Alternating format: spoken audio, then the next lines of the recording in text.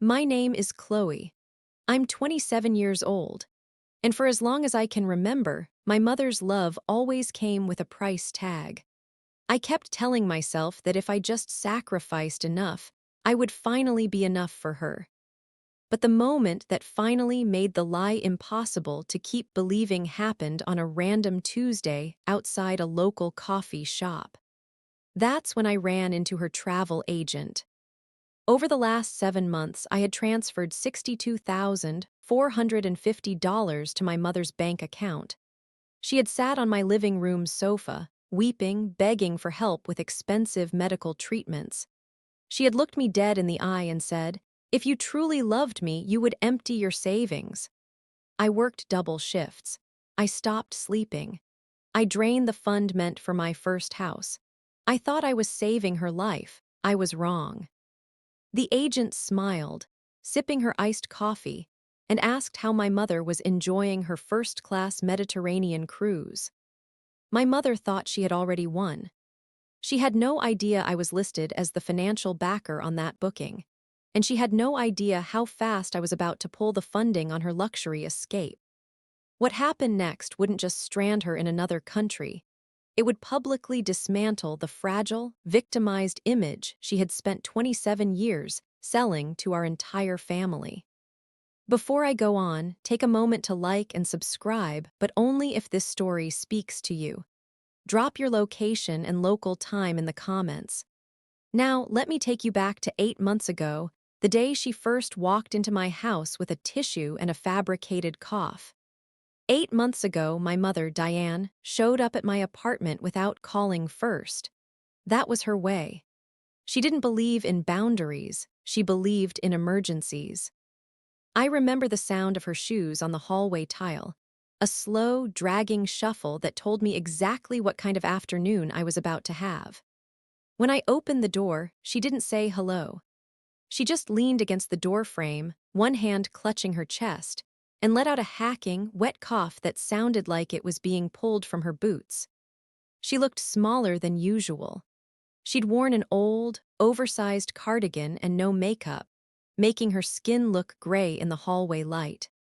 I led her to the sofa, my heart already hammering against my ribs. In my family, Diane's health was the sun we all orbited. If she was cold, we all shivered. If she was sick, the world stopped. "Chloe," she whispered, her voice cracking as she sank into the cushions. "The doctor called back. It's not what we hoped." She pulled a crumpled tissue from her sleeve and pressed it to her mouth.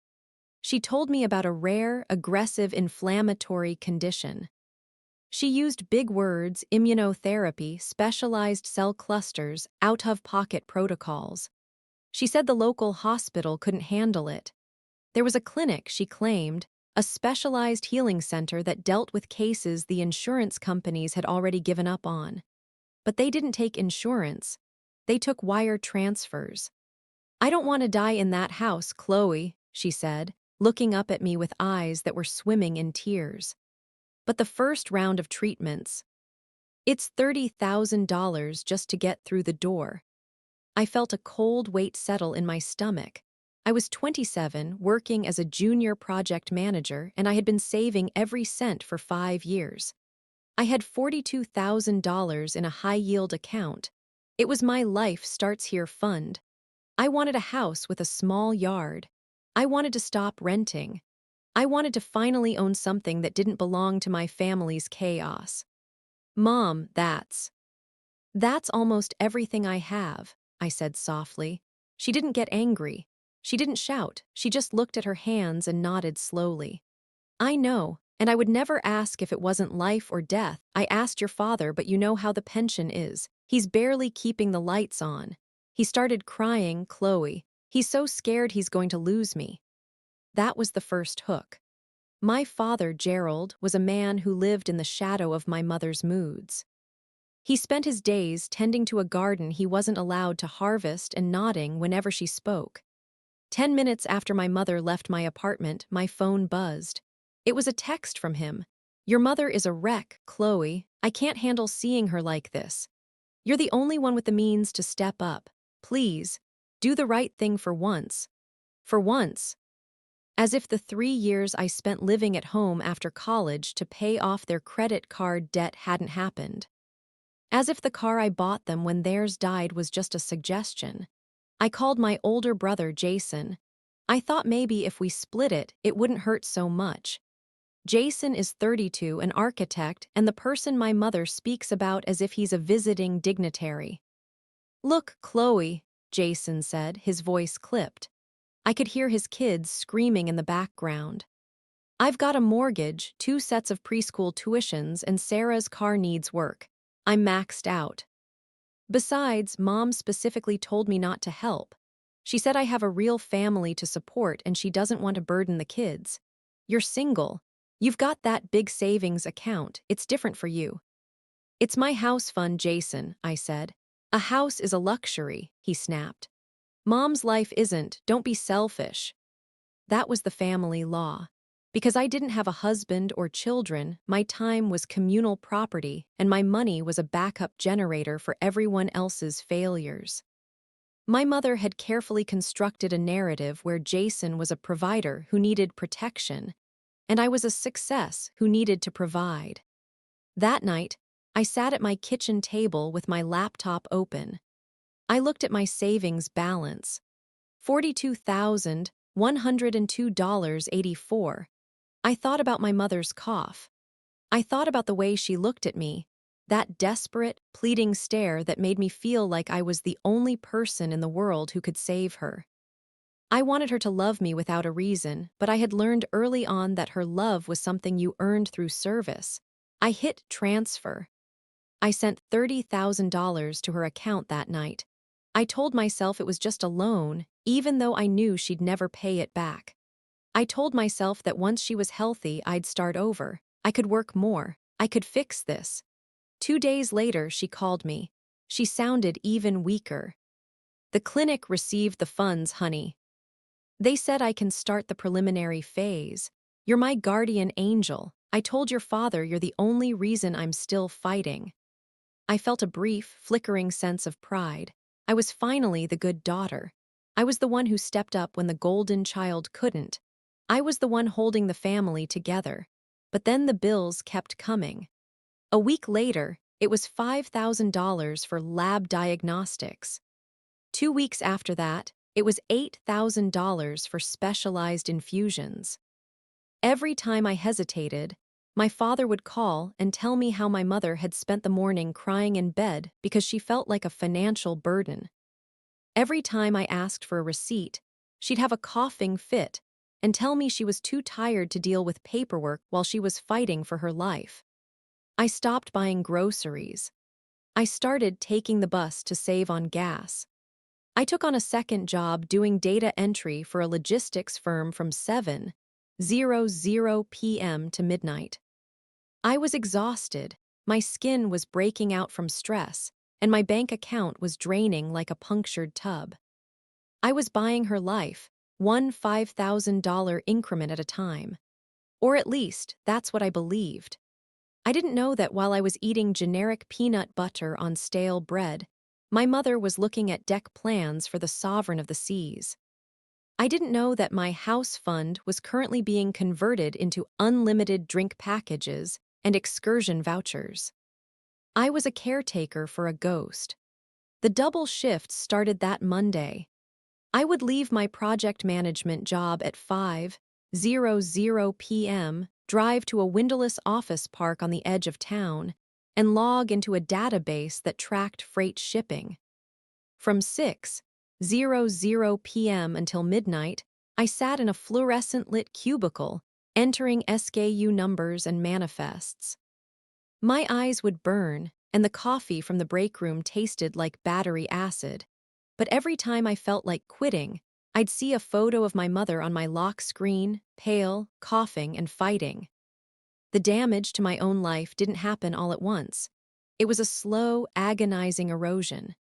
2 weeks into the double shifts, I got the call I had been dreading. It was my real estate agent, Sarah. We had been working together for 18 months to find the perfect starter home, a small fixer-upper with a porch. I had finally found it, a 1940s bungalow with original hardwoods. Chloe, the inspection results are back and they're great, Sarah said, her voice bright. The sellers are ready to move to contract. I just need you to wire the remaining 5% of the deposit by Friday to lock in your rate. We're finally doing it. I sat in my car in the office parking lot, the steering wheel cold under my hands. I looked at my banking app. After the diagnostic fees and infusion costs my mother had requested over the last 3 weeks, my balance was down to $1,400. Sarah, I said, my throat tight. I can't. I don't have the liquid cash right now. There was a long silence on the other end of the line. Chloe, we talked about this. This is a hot market. If you miss this window, the sellers are going to take the backup offer. And your mortgage pre-approval is tied to that specific down payment amount. What happened? Family emergency, I whispered. Medical. I'm so sorry, Sarah said, and her voice shifted from professional to pitying. That was the worst part, the pity. But you know the rules. If the wire doesn't hit by Friday, the deal is dead. And you'll lose the $3,000 you already put into escrow. I lost the house. I sat in my dark apartment that Friday night and watched the application canceled notification hit my inbox. $3,000 of my hard-earned money vanished into the ether. 5 years of saving, of skip-scanning grocery aisles for the cheapest canned beans, of never taking a vacation, all gone. I felt like I was standing on a pier, watching my future sail away while I stayed behind to hold someone else's luggage. I didn't tell my mother I lost the house. I didn't want to make her feel guilty while she was sick. That Sunday, I went over to my parents' house for dinner. I was vibrating with exhaustion. My hands were shaking as I helped my father set the table. My mother was already seated in her recliner, a thick wool blanket over her legs despite it being 70 degrees outside. She had a bottle of specialized vitamins on the side table, bottles I had paid for. You look tired, Chloe, my father said, patting my shoulder. But look at your mother. She actually had some color in her cheeks today. That last round of treatment you funded, it's a miracle. You're doing a great thing. My mother looked up, letting out a soft, rehearsed-sounding sigh. She reached out and squeezed my hand. Her grip was surprisingly firm. I know it's hard, honey, but you're young. You have your whole life to buy a house. I only have one life to save.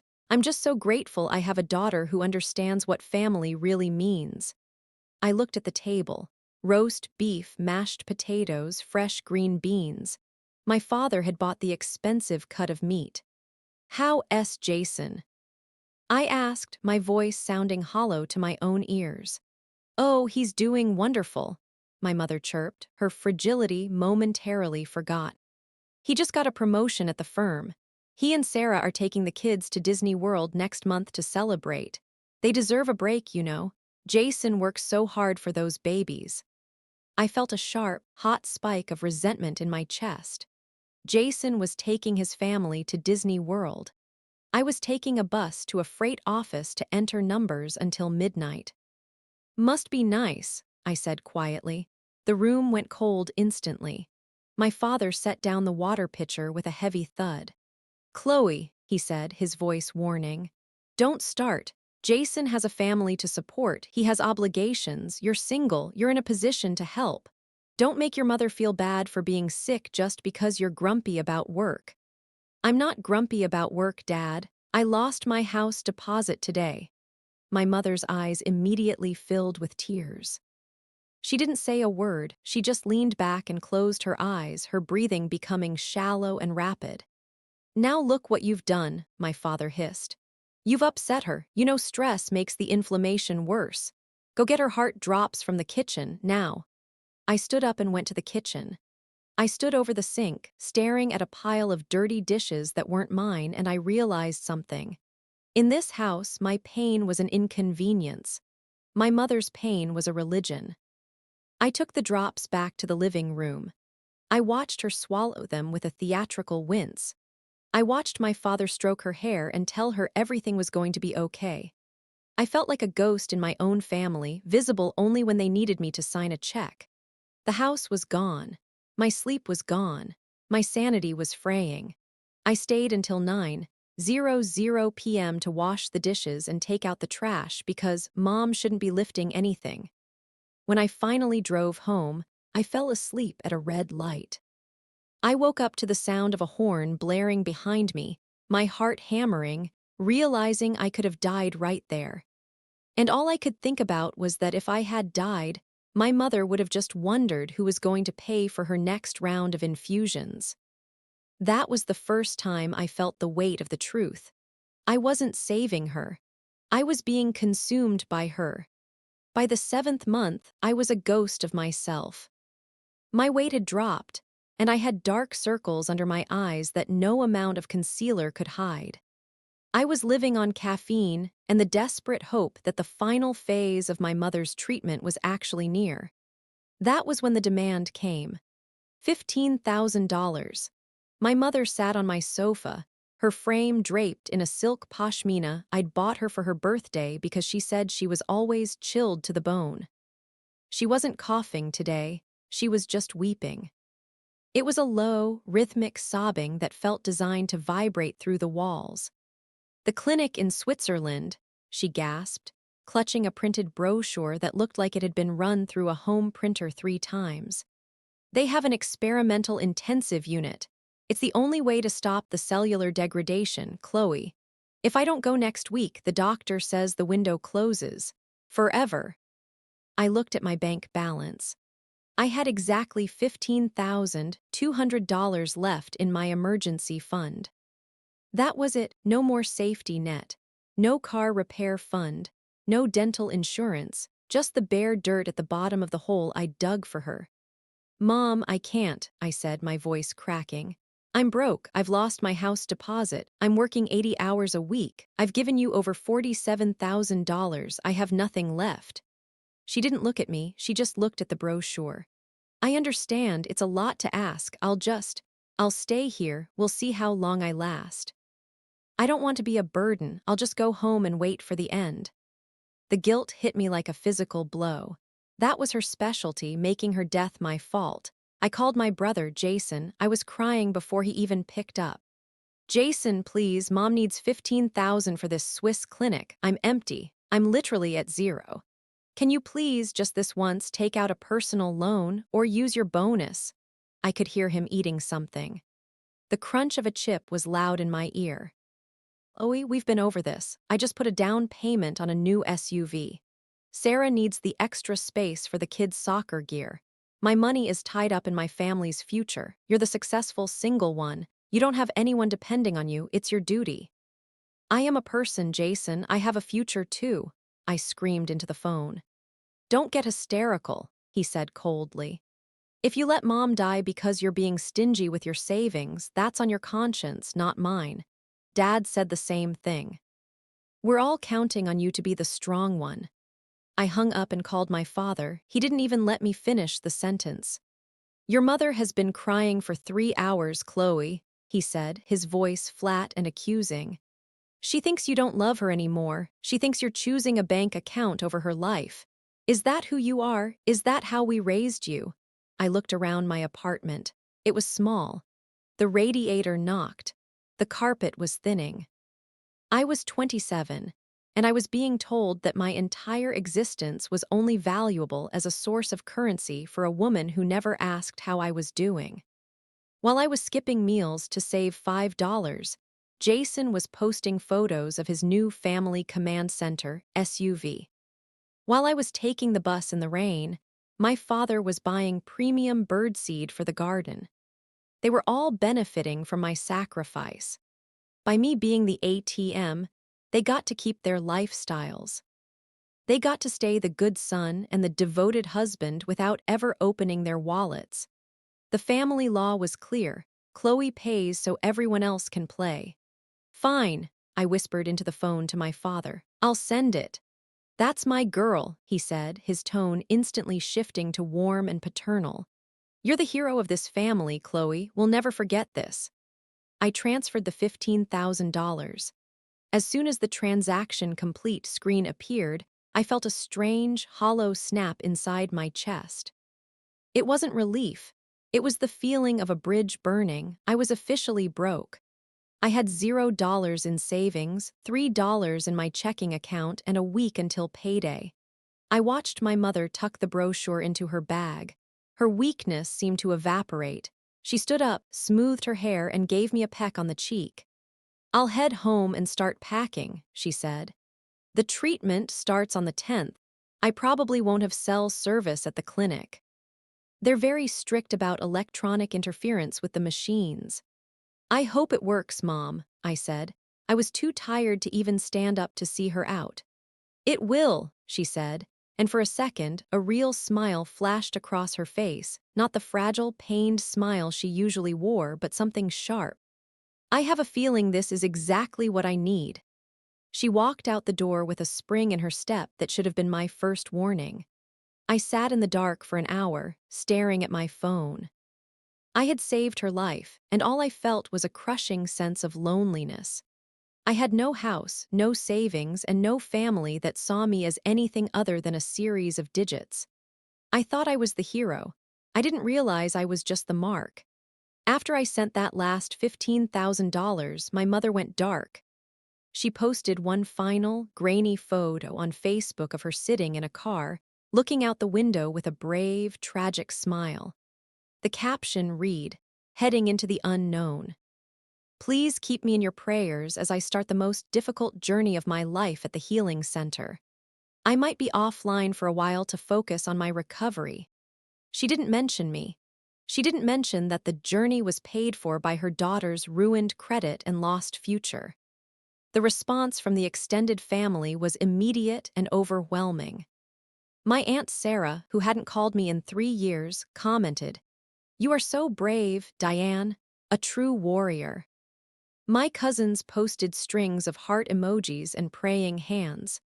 The narrative was set. Diane was the long-suffering victim fighting a silent battle, and my father and Jason were the stalwarts standing by her side. I sat in my apartment, eating a bowl of generic ramen, and scrolled through the comments. I felt like I was watching a play where everyone knew their lines except me. No one asked how the treatment was being funded. No one thanked me. In the eyes of the family, I wasn't the provider. I was just the background noise. The spillover into my real life started that Tuesday. I was at my primary job, the project management firm, trying to lead a briefing on a new construction phase.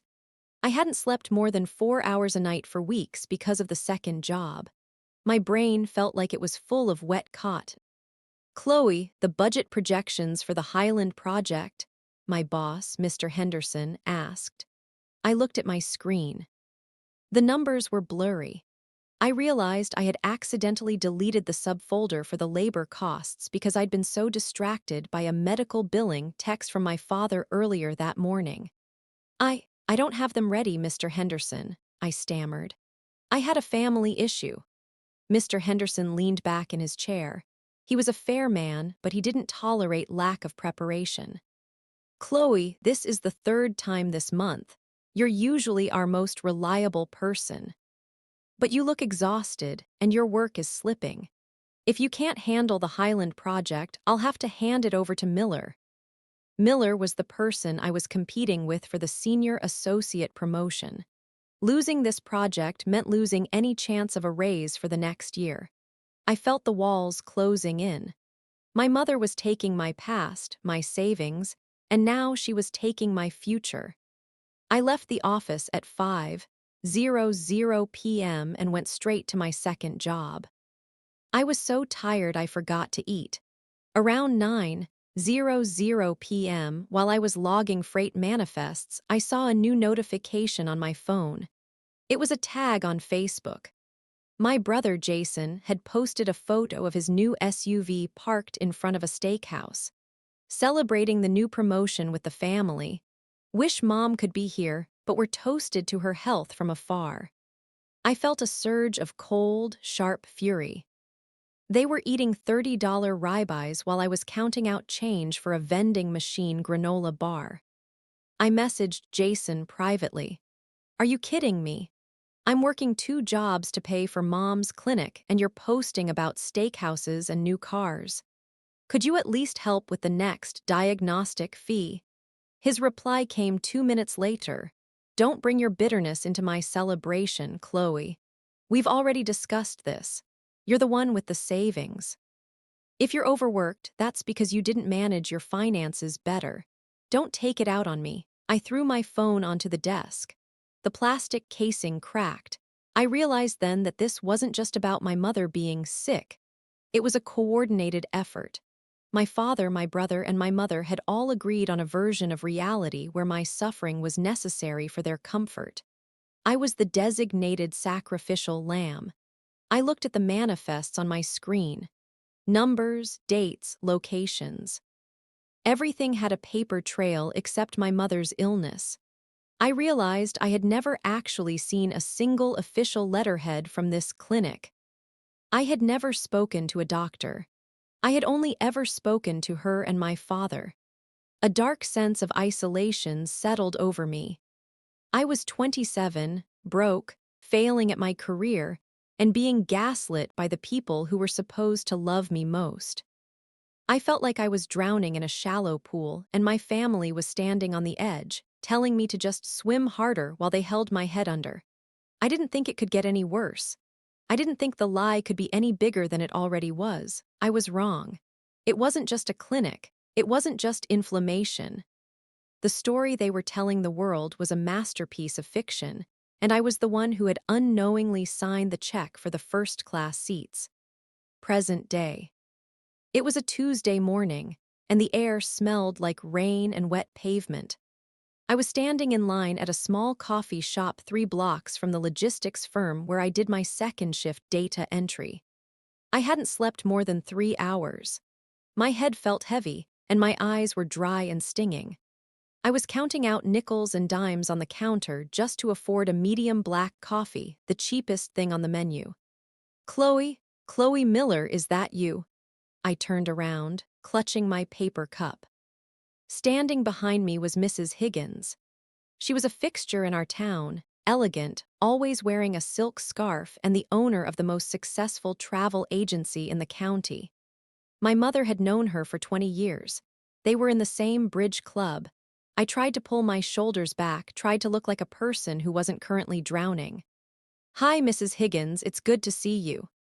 Oh, honey, look at you. You look like you've been working so hard, she said, her eyes warm and pitying. But I suppose it's all worth it for your mother, isn't it? Such a beautiful thing you did. Most daughters wouldn't be so selfless. I felt the familiar, bitter twinge of the good daughter label. Well, she's been very sick. I just did what I had to do. Mrs. Higgins paused, her hand halfway to her pearls. She tilted her head, a confused smile playing on her lips. Sick? Oh dear, I must have misunderstood. I thought the cruise was for her health in a spiritual sense.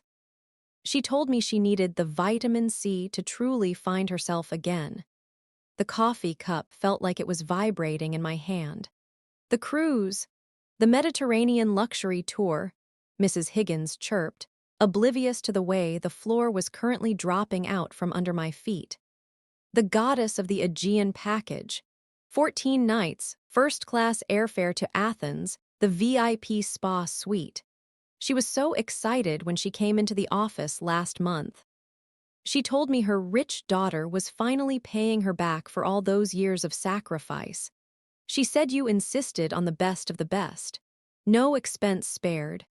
The room didn't just go quiet, it went silent. The sound of the espresso machine faded. The chatter of the other customers became a dull roar in my ears. I looked down at my hand, the hand that was currently shaking so hard I had to set the coffee on the counter.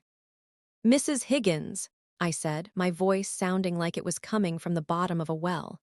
When did she leave? Oh, about 10 days ago. She should be somewhere between Santorini and Mykonos right now. She's been posting the most divine photos on her private Instagram, though she told me she was keeping it low profile so she didn't make her neighbors jealous. 10 days ago. 10 days ago, my mother had sent me a text from a cold clinic saying the infusions were making her nauseous and she couldn't talk. 10 days ago, my father had called me to say he was sitting by the phone waiting for a status update from a doctor who didn't exist. My mother wasn't in a sterile room in Switzerland. She was in a first-class cabin on a floating palace. She wasn't fighting for her life. She was fighting for a tan. The $62,450 I had drained from my soul wasn't for medicine. It was for mimosas. "Are you all right, dear?" "You've gone quite pale," Mrs. Higgins said, reaching out to touch my arm. "I'm fine," I lied. It was the biggest lie I'd ever told. I forgot I left something in the car." I walked out of that coffee shop. I didn't run, I walked with a strange, icy precision. I got into my 10-year-old car with the faded paint and the rattling engine.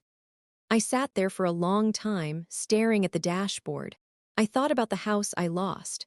I thought about the $3,000 in escrow that vanished. I thought about the nights I spent staring at SKUs for freight manifests while my mother was picking out which evening gown to wear to the captain's dinner. I wasn't a hero. I was a bank. I was a convenience. I was the person they used to subsidize a life they hadn't earned. But then, a small, sharp detail surfaced through the fog of my rage. Mrs. Higgins had said something very specific. She had said my mother told her I insisted on the best. "She listed you as the financial backer, Chloe," Mrs. Higgins had said as I was walking away. "Since you were the one who authorized the wire from your account, I put everything in your name for the VIP points. You're the primary on the whole booking." I looked at my reflection in the rearview mirror. My eyes didn't look tired anymore. They looked cold. She had used my name to get the perks. She had used my credit to get the status. She wanted to feel like a queen on my dime, so she had tied my identity to her theft. She thought it was a way to brag. She didn't realize she had just handed me the keys to the kingdom. I put the car in gear. I wasn't going to work. I wasn't going to my apartment. I was going to Mrs. Higgins' office. I walked into Mrs. Higgins' travel agency with a composure that felt like armor. The office was quiet, smelling of expensive paper and vanilla candles. Mrs. Higgins looked up from her desk, her expression shifting from surprise to a cautious, professional warmth. "Chloe, you're back so soon. Is everything all right?" "I need to see the itinerary for my mother's trip, Mrs. Higgins," I said. My voice was level. "The goddess of the Aegean booking." She hesitated for a second, her hand hovering over her keyboard. "Oh, honey, I don't usually." "But I suppose since you're the one who authorized the wire and I listed you as the primary backer, it's technically your account." She turned the monitor toward me. I felt the blood rush to my face as I scrolled. It was all there. The first-class flights to Athens, the private car transfers, the ultra-luxury penthouse suite on a ship that looked more like a floating five-star hotel than a boat. There were line items for champagne welcome packages, private shore excursions to Santorini vineyards, and a $3,000 credit for the ship's high-end jewelry boutique. The dates matched perfectly. The $30,000 I sent for the initial treatment, that paid for the flights and the deposit. The $15,000 Swiss clinic fee, that was the final payment for the cruise. Every penny of my house fund had been systematically converted into a luxury vacation. "She told me this was a celebration of life," Mrs. Higgins whispered, watching my face. "She said she'd been through such a dark time with her health and you wanted her to feel like a queen." "She isn't sick, Mrs. Higgins," I said. I looked her dead in the eye. "She's a thief." Mrs. Higgins gasped, her hand flying to her throat. "Chloe, surely not." "I have the texts," I said, pulling out my phone. I showed her the messages from my mother sent 2 days ago. "The hospital food here in Switzerland is gray." "I'm so weak, Chloe. Thank you for giving me a chance to survive." Then I pointed to the itinerary on the screen showing my mother had checked into a spa in Mykonos that same afternoon. I saw the moment Mrs. Higgins understood. Her face went from confusion to a deep, motherly outrage. She looked at the screen, then back at me, at my tired eyes and my cheap, worn-out shoes. "What do you want to do?" she asked. "You said I'm the primary on the account," I said. "Because the funds came from my verified account and I'm listed as the financial backer, do I have administrative power over the booking?" "Legally, yes," she said, her fingers already flying across the keys. "You are the one who contracted the agency. Diane is just the passenger. In our system, the person who pays the bill owns the seat." "Cancel it," I said. Mrs. Higgins paused. "All of it? Everything that hasn't happened yet. The remaining 10 days of the cruise. The hotel stays in Rome after they dock. The first-class return flight. Cancel the spa credits. Cancel the meal packages. If there's a refund available, I want it routed back to the account it came from." "My account?" Mrs. Higgins checked the policy. "The ship is docked in Crete right now. If we cancel now, the cruise line will flag her key card immediately. She won't be able to buy a bottle of water on that ship. The return flights are fully refundable if canceled 24 hours out. I can get about $28,000 back into your account by tomorrow morning." 28,000. It wasn't the full 62,000, but it was a life raft. It was the start of a new house fund. It was my freedom. "Do it," I said. "And her flight home?" Mrs. Higgins asked. "She'll be stranded in Greece without a ticket." "That's not my problem," I said. "She has a husband and a golden son with a brand new SUV. They can figure out how to get her back. I'm done being the family ATM." I watched as Mrs. Higgins clicked the final confirm cancellation button. A series of red, void stamps appeared across the digital itinerary. It was the most beautiful thing I had ever seen. At that exact moment, my mother was probably sipping a cocktail on a sun deck, thinking she had outsmarted the world. She had no idea that her VIP world was about to turn into a locked door. She had no idea that the weak, single daughter she had spent decades draining had finally stopped being a victim and started being a landlord. I stood up and thanked Mrs. Higgins. "Chloe," she called out as I reached the door. "What are you going to tell your father?" I looked at my phone. I had 3 missed calls from him and a text asking if I could send another 200 for Mom's extra pillows. "Nothing," I said. "I'm going to let the cruise ship tell them." I walked out into the sunlight. For the first time in 8 months, I didn't feel like I was carrying the weight of the world. I felt light. I felt dangerous. The leverage was deployed. Now I just had to wait for the scream. The silence in my apartment over the next 3 days was heavy, but it wasn't the lonely silence I was used to. It was the silence of a countdown. I went to my primary job on Wednesday and handed the Highland Project files to Miller. My boss, Mr. Henderson, looked disappointed, but I didn't care. I told him I was dealing with a family resolution and would be back to my full capacity by Monday. For the first time, I wasn't lying. The logistical move was simple. I didn't block their numbers. I wanted to see the messages when the reality hit.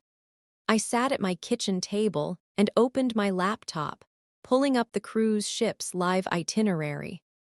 The Sovereign of the Seas was currently steaming across the Mediterranean toward the port of Heraklion in Crete. According to the schedule, they were due to dock at 8:00 a.m. local time on Thursday. In Greece, that would be midnight my time. The emotional move was harder. I took every photo of my mother and my brother from my mantle and put them in a shoebox. I found the get well soon cards I'd written but never sent because I was too busy working to mail them. I shredded them. I was clearing the psychic space for what was coming. I realized I didn't hate them. I just finally saw them. They were like characters in a play I had stopped producing. Then came the risk move. I knew that once the cruise was canceled, the agency would notify the passengers. But there was a gap between the cancellation and the eviction. I needed to make sure they couldn't spin this before I had my say. I went to my bank. I opened a new account, one that wasn't linked to the one my mother had seen me use. I transferred the remaining $1,400 of my emergency fund and the $28,000 refund that had already hit from the airline and the hotel bookings. I closed the old account entirely. No more authorized transfers. No more accidental access. I was financially invisible. Thursday morning arrived. I didn't go to my second job. I sat on my sofa with a glass of water and my phone. At 12:15 a.m., my phone buzzed. It was a private text from my mother. It wasn't a cough or a tragedy, it was a demand. Chloe, there's been a mistake at the purser's desk. They're saying the VIP excursion to the Knossos Palace was canceled. And my key card didn't work at the boutique. Call the bank immediately. I'm standing here with the tour guide and it's incredibly embarrassing. Fix this now. I didn't reply. 3 minutes later, Chloe, did you hear me? I'm in Greece, not at the clinic. I decided the fresh air was better for my lungs. Don't be mad, I was going to tell you when I got back. Just fix the card, I need to pay the port fees. I watched the dots appear and disappear as she typed. She was still lying. Even caught in the middle of the Mediterranean, she was trying to pivot. She thought she could just confess the location change and I'd keep the tap running. Then my father called. I let it go to voicemail. Chloe, pick up. Your mother is stranded on a pier in Crete. They won't let her back on the ship. They're saying the entire booking has been revoked for non-payment. What did you do? Give them your credit card number right now. She's having a panic attack. I checked the time. It was 12:30 a.m. In Crete, it was morning. The sun would be hot. The ship would be preparing to leave for its next destination, and my mother would be standing on a concrete pier with her designer suitcases and no way to get back to her penthouse suite. I felt a cold, calm shiver go down my spine. This was the threshold. Up until this second, it was just a private dispute between a mother and a daughter. But they were about to try and mobilize the whole family against me. They were going to call me the villain. They were going to tell everyone I abandoned a sick woman in a foreign country. I opened the family group chat. It was a massive thread, aunts, uncles, cousins, 32 people in total. The last message was from my Aunt Sarah, 3 days ago, still praying for Diane's recovery in Switzerland. I looked at the folder on my desktop. I had the PDFs of the luxury cruise itinerary. I had the screenshots of the I'm in a cold clinic, texts sent on the same day she was at a Mykonos beach club. I had the itemized list of the $62,450 she had taken from me. I moved the cursor to the upload button. My heart wasn't racing anymore. It was steady. I wasn't the girl who lost her house. I was the person who was about to turn the lights on in a room full of thieves. I hit select all. I sat at my kitchen table and watched the family group chat. It was 12:45 a.m. For a few minutes, the screen was still. Then, the files finished uploading. 32 people suddenly had access to the truth. I had posted the Goddess of the Aegean itinerary first.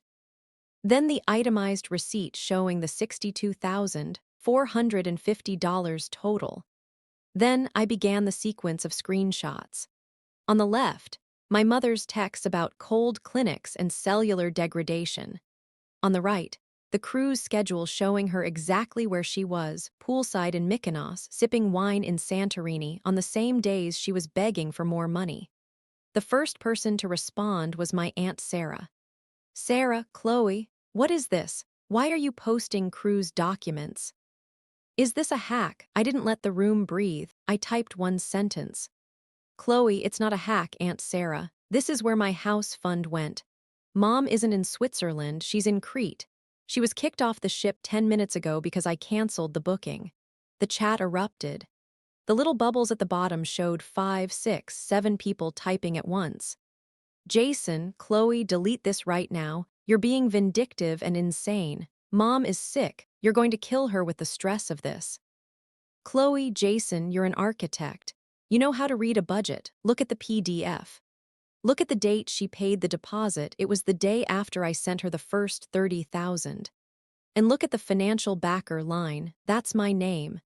Cousin Mark, wait. Is that a first-class flight to Athens? I thought we were all supposed to be praying for her at a specialized clinic. Then my father joined. I could almost hear his heavy, panicked breathing through the text. Dad, Chloe, I am calling you. Pick up your phone. You have committed a crime. You can't just cancel someone's medical travel.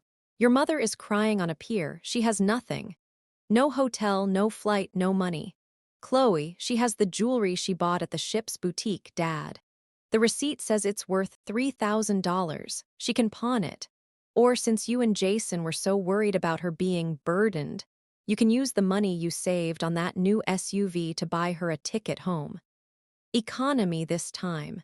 The room shifted. I could feel the recalculation happening across 10 different households. My Uncle Robert, a man who rarely spoke in the group chat, finally chimed in. Uncle Robert, Diane, is this true? Gerald, answer the question. Is she in a clinic or on a boat? The silence from my father was deafening. He was likely on the other line with my mother, trying to figure out how to lie their way out of a panoramic view of the Aegean Sea. Then my mother finally posted. Mom, I didn't want to tell you all. I was so depressed. The doctors said I needed a mental health break before the hard treatment started. I was going to use the cruise to build up my strength. Chloe is twisting this. She's always been jealous of the attention I get. She's trying to destroy me because she's lonely and bitter. I felt a cold laugh bubble up in my throat. The fragile victim was trying to play the hits one last time. Chloe, a $60,000 mental health break, Mom, while I was working 2 jobs. While I lost my house deposit, you told me you were dying. You told me the insurance wouldn't cover the specialized infusions. There are no infusions. There is no clinic. Mrs. Higgins at the travel agency confirmed there was never any medical paperwork. Aunt Sarah, you lied to us, Diane. We've been holding prayer circles for you. I sent you $500 for supplements last month. Cousin Mark, I skipped my own vacation to help Dad fix your roof because we thought you were too sick to afford a contractor. The facade didn't just crack, it shattered. One by one, family members began to realize they had all been played, though none as hard as me. The group chat became a ledger of my mother's micro-thefts. 500 here, 1,000 there, a casserole and a favor everywhere. Jason, everyone calm down. Chloe, you've made your point. Now fix it. Mom is stranded. She's 58 years old and alone in Greece. Call the agency and reinstate the flight at least. Chloe, no, Jason, you're a provider, remember? You have a real family to support. Well, Mom is your family. Why don't you step up, or better yet, sell the SUV? I'm sure the trade-in value covers a flight from Crete. Jason, you bitch. The chat went silent for a beat after that. My brother, the golden child, had finally lost his polish. Uncle Robert, that's enough, Jason. Chloe, I'm so sorry. None of us knew you were carrying all of this. Gerald, you should be ashamed of yourself. Letting your daughter ruin her life so you could live in a house of lies. Dad, I just wanted her to be happy. She was so sad about getting older. I didn't think Chloe would mind. She has so much potential. Chloe, I had a house, Dad. I had a future. You didn't care about my potential. You cared about my balance. I'm out. Don't call me. Don't text me. And Jason. The next time you want a steak, think about the freight manifests I was typing at 11:00 p.m. to pay for Mom's tan. I hope the rescue mission is expensive. I exited the group chat. Then I blocked my father, my brother, and my mother. I sat there in the quiet of my apartment. It was 2:30 a.m. My phone was still buzzing with private messages from cousins and aunts, apologies, questions, expressions of shock. I ignored them all. I looked at my bank app. The $28,000 refund was sitting there, a solid, undeniable number. It wasn't the $60,000 I'd lost, but it was the price of my freedom. In Greece, my mother was likely sitting on her luggage, watching the sovereign of the seas pull away from the dock without her. She was no longer a VIP. She was just a woman on a pier who had run out of other people's dreams to burn. For 27 years, I had been the atmospheric pressure that kept their world from collapsing. I had been the steady, reliable, invisible girl who bought her way into a family that never intended to let her in. I stood up and went to the kitchen. I made a piece of toast. I sat by the window and watched the sun start to bleed over the horizon. They were finally having to deal with the person they had created. And for the first time in my life, I wasn't the one who had to fix the mess. The fallout wasn't an explosion. It was a slow, expensive grind. Because I had already intercepted the $28,000 refund, my father and Jason were left holding the bill for the rescue. It took them 4 days to coordinate a flight home for my mother. Jason had to put it on a high-interest credit card because, as it turned out, his family command center, SUV, had left him with very little liquid cash. My father had to dip into his small 401k to pay for her emergency hotel stays and the fines the cruise line levied for disruptive conduct when she refused to leave the pier. They finally had to deal with the person they had spent years helping her become. 3 weeks later, I was sitting on the floor of a new living room. It wasn't the 1940s bungalow I had lost. That house was gone. But it was a solid, quiet condo with large windows and a small balcony. I had used the refund money as a down payment. The air in the place smelled like fresh paint and possibility. My phone sat on the kitchen counter, screen down. I had unblocked them just once, a week ago, to see if there was an apology. There wasn't. There were only demands for me to repay the family for the cost of the Greece trip and a long, rambling voicemail from my mother claiming she was sicker than ever from the stress I had caused. I didn't delete the voicemail. I just archived it. It was a museum piece now, a relic of a life I no longer lived. I saw a photo on Facebook yesterday posted by a distant cousin. It was of my mother sitting at her kitchen table back home. She wasn't wearing the silk pashmina or the jewelry. She looked older, grayer, and for the first time in my life, she looked like a woman who was actually being told no. Jason was in the background, looking at his phone, his face tight with a resentment he used to save only for me. The victim had finally run out of an audience, and the hero had finally retired. I stood up and started unpacking a box of kitchenware. I found a set of mugs I'd bought years ago and kept in storage, waiting for my real life to start. I realized my real life hadn't started when I bought the condo or when I canceled the cruise. It started the moment I decided that my mother's happiness wasn't my debt to pay. I poured myself a glass of water and looked out at the street. It was quiet. No one was coughing. No one was crying. No one was asking me to save them. I was 27 years old, and for the first time, I was enough just as I was. That was the last time I ever let someone else tell me what my love was worth. It's a hard lesson to learn, especially when the people teaching it are the ones who are supposed to protect you. But once you stop paying the price for their lies, you realize how much beauty you can actually afford. If you've ever felt like an ATM for your family's drama, I want to ask you, what was the moment you realized your sacrifice was actually just their convenience? Let me know in the comments. I read every single one. If this story helped you find a little bit of your own strength today, please like and subscribe to the channel. For more stories about standing up to family expectations, check out the video on the screen now.